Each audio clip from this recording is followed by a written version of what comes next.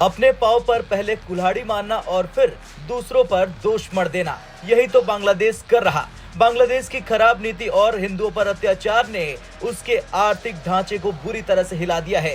इस बीच भारत ने अपनी रणनीति से बांग्लादेश का बाजार भी छीन लिया, जिससे भारत के टेक्सटाइल हब्स को जबरदस्त फायदा हो रहा। दरअसल 1971 में बांग्लादेश को आजादी दिलाने में भारत ने अपना खून पसीना बहाया था, लेकिन आज वही बांग्लादेश जो कभी भारतीय जवानों का कर्जदार था, आंखें दिखा रहा। हाल के सालों में बांग्लादेश में हिंदुओं पर हो रहे अत्याचारों और आंतरिक भ्रष्टाचार ने देश की आर्थिक स्थिति को कमजोर कर दिया। इसका नतीजा ये हुआ कि बांग्लादेश की सबसे बड़ी टेक्सटाइल कंपनी बैक्समको सहित 170 फैक्ट्रियां बंद होने की कगार पर है। अब सवाल यह है कि बांग्लादेश की टेक्सटाइल इंडस्ट्री के गिरने की वजह क्या है। दरअसल बांग्लादेश की अर्थव्यवस्था का सबसे बड़ा आधार उसकी टेक्सटाइल इंडस्ट्री थी, जो अब बुरी स्थिति में पहुंच गई है। बांग्लादेश की सरकार की नीतियों और भ्रष्टाचार के कारण बैक्समको कंपनी पर 19,000 करोड़ का बैड लोन घोषित कर दिया गया है। ढाका में बैक्समको के हेडक्वार्टर के बाहर मजदूर लगातार प्रदर्शन कर रहे हैं। उनकी मांग है कि उनकी बकाया तनख्वाह जल्द से जल्द दी जाए। अंतरिम सरकार बनने के बाद बांग्लादेश की राजनीतिक स्थिरता खत्म हो चुकी है,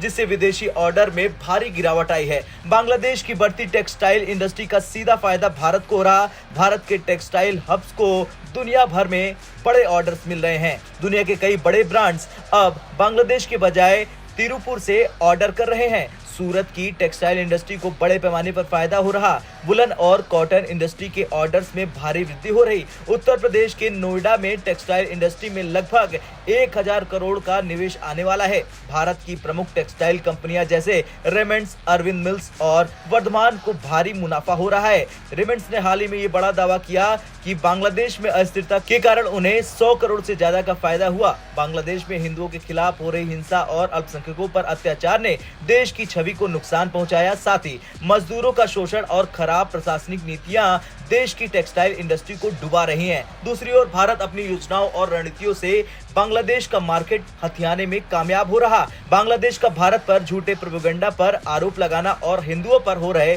अल्पसंख्यकों को नजरअंदाज करना उसकी सबसे बड़ी गलतियां रही है। यही वजह है कि भारत ने अब कड़ा रुख अपनाया है और बांग्लादेश के आंतरिक मामलों में हस्तक्षेप करना बंद कर दिया है। खैर, कहावत है कि जो दूसरों के लिए गड्ढा खोदता है वो खुद उसमें गिर जाता है। बांग्लादेश की मौजूदा स्थिति अब इस कहावत को सच साबित करती है। खराब नीतियां और अत्याचार न केवल बांग्लादेश की अर्थव्यवस्था को बर्बाद कर रहे हैं, बल्कि इसका फायदा भारत को हो रहा। आपका क्या कुछ कहना है? जिस तरह से अब भारत टेक्सटाइल का बड़ा मार्केट बन जाएगा, उसे लेकर कमेंट कर जरूर बताएं। ब्यूरो रिपोर्ट, भारत तक।